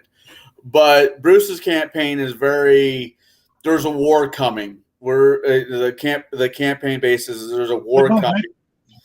and we're stuck between giants and hobgoblins, and we're having to fight our way through this to make sure that we come out ahead. So that's what Bruce's campaign is. But we're at the 2:00 hour, and boy, did the conversation get a whole lot faster once we get past that movie. Holy crap, that movie. There's no way of polishing that, right? There's, the Japanese found a way to polish a turd, but apparently they haven't found that about that movie yet. But with that being said, it is Jack's least favorite time of the talk, I think. Words of wisdom. I will start with, Shadow. I like that idea, Mark. Let's develop an RPG system using the Magic 8 Ball. Absolutely. That's freaking genius. Now I got to go out and get a Magic 8 Ball. Don't happen. No, we gave it to my cousin. All right. Any words of wisdom from you, Shadow? The same as it ever was. It's always going to be the same thing.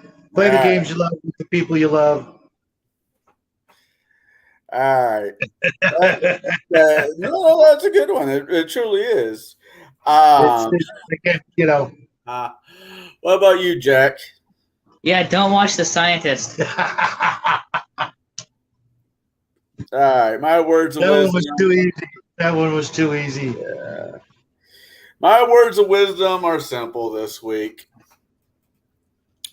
Enjoy the people you're with. Miss the people that are gone. And go to church. See you all next week. Bye. God bless. Oh, right. And the last thing for all those who forget, roll your dice in the dark and do your character sheet with a crayon. See y'all next week. Because he's a smart ass. Sean. Hey, rather be a smart ass than a dumb